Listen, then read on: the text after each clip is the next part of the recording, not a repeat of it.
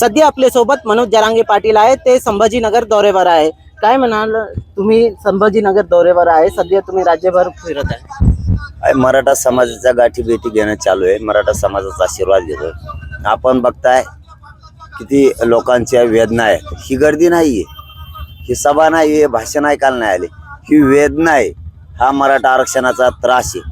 सरकारला विनंती आहे आमची की ही वेदना ओळखून घ्या, ही समाजाची त्रास ओळखून घ्या, हा समाजाच्या ह्या वेदना ओळखून घ्या आणि आता मात्र मराठा आरक्षण लवकरात लवकर जाहीर करा. समितीला 5000 पानं मिळालेत, पुरावे मिळालेत. याचा अर्थ तुम्ही म्हणला होता की 4 दिवसात कायदा पारित होणार नाही, 1 महिन्याचा वेळ द्यावा लागेल. आता 1 महिन्याचा ऐवजी तुम्हाला 40 दिवस दिलेत.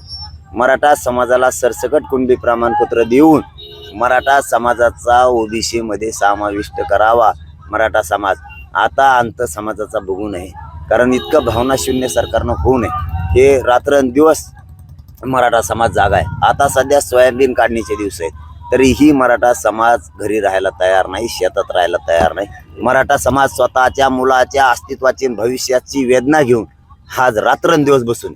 कसा प्रतिसाद मिळत आहे तुम्हाला? लाखो मराठा तुमच्या पाठीमागे आहे.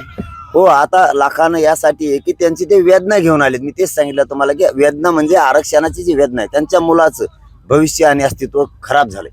त्यामुळे त्यांची ही जी गर्दी होती ही वेदना घेऊन होती. प्रचंड आता लाखात.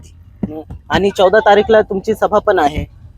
हो, काय अपेक्षा काय? मराठा समाजाचा कार्यक्रम आम्ही त्याशी संवाद साधण्यासाठी ठेवला. प्रत्येकाला आम्ही फोन करू शकत नाही, प्रत्येकाच्या घरी सुद्धा जाऊ शकत नाही.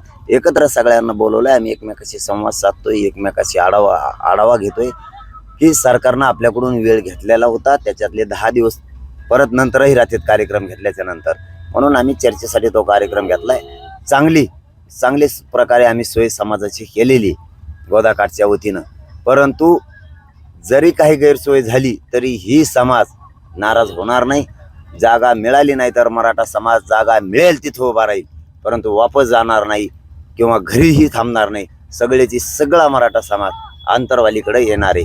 कारण तुमची सभासाठी काय आर्थिक मदत करत आहे का सरकार? सरकारचा काय संबंध?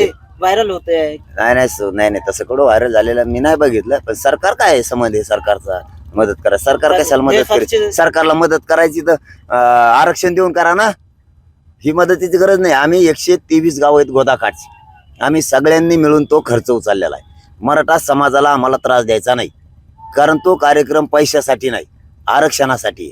आम्ही काय 123 गावं महाराष्ट्रातल्या मराठा समाजाची सेवा करू शकत नाहीत, म्हणून आम्ही 123 गावांना ठरवलंय. आम्ही 1 रुपयाही महाराष्ट्रातल्या आमच्या बांधवांना मागितलेला नाही आणि बांधवांनी सुद्धा देऊ नये.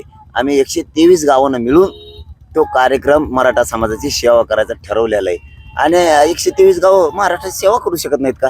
आम्ही काय उपकार थोडं करायलो, सेवा करायला समाजाची. समाज द्यायला तयार आहे, तरीही आम्ही म्हणलो भाऊ तुमचे नको, पैशासाठी कार्यक्रम नाही, हा आरक्षणासाठी कार्यक्रम आहे. आम्ही तुमची सेवा करतो. आम्हाला सेवा करायची, महाराष्ट्रातल्या मराठा समाजाची सेवा करण्याची संधी आम्हाला गोदाकाठच्या 123 गावाला मिळाली आणि ती तुम्ही द्या. त्यामुळं समाजाकडून आम्ही घेतलं नाही. समाज द्यायला तयार आहे, पण तरीही नको, कारण पैशासाठी हा कार्यक्रम नाही, हा कार्यक्रम आरक्षणासाठी. राज्य सरकार विरोध आहे का तुमच्या राज्य सरकारचा?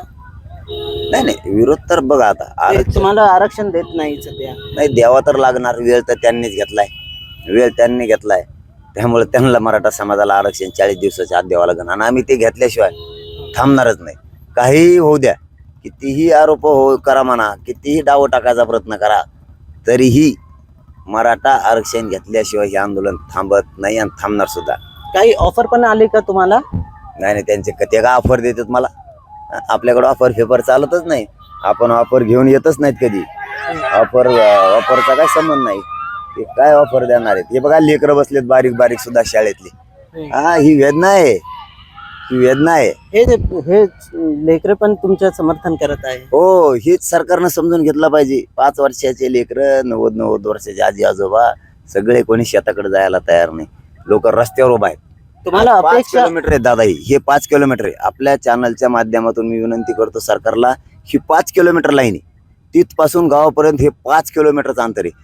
मध्ये तुम्हाला पूर्ण गर्दी दिसते, कारण ही लोकांची वेदना आहे दादा आरक्षणाची. स्वतःचे मुलं 1% जर हुकले तर आत्महत्या करायला लागलेत, फाशी घ्यायला लागले, त्याचं करिअरच खलास व्हायला लागले.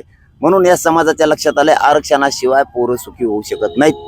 आता आंदोलन तो भरायचं. सामान्य लोकांनी आंदोलन हातात घेतलं. सामान्य ही फोडण्याची हिंमत राज्यात आणि देशात कोणाचीच नाही. आणि तसा प्रयत्न कोणत्याही बांधवाने सुद्धा करू नये. कारण एवढ्या वेळेस समाजाला मिळून देण्यासाठी प्रयत्न करा. त्यांच्या अन्नात माती घालण्याचं काम कोणीच महाराष्ट्रातल्या बांधवांनी करायचं नाही. सरकारच्या ऐकून कोणीही विरोधात बोलायचं नाही. कारण सरकार महत्वाचं नाही, समाज आणि जात महत्वाची. तुम्हाला हे अपेक्षा होती की तुम्ही सामान्य कुटुंबामधून येत आहे तर तुम्हाला लाखो मराठ्यांचा सपोर्ट आहे. दादासाहेब, माझ्या समाजाला मी मायबाप मानलंय. त्या समाजासाठी करणं माझं कर्तव्य आहे. 10 समाज आला तरी मी करणार आणि 1000 आले, 10 लाख आले तरी करणार. कारण मी माझ्या समाजाची प्रामाणिक आहे. बघा हे लेकरं, किती लेकरं उभा राहिले ते सरकारला कळत नाही. हे बघा लेकरं, काय लेकरं थांबले ते कशासाठी? स्वतःच्या भविष्यासाठी. शाळेवर वर सुद्धा बघा, त्या ग्राउंडवर सुद्धा वरी सुद्धा लेकरं थांबलेत. हे पूर्ण कडीनं लोक आहेत. आपल्या माध्यमातून हे सरकारला दाखवा. हे लेकरं बघा काट्यात उभा राहिलेत, गवतात उभा राहिलेत. गवतात सुद्धा बघायला तयार नाहीत. बारीक बारीक लेकरं आहेत ते. जेव्हा तुमची सभा होती कल, तर काय एक मुली होती तुमच्या बाजू बसलेली होती आणि ते रडत होती. थांब, उभा राहून दे.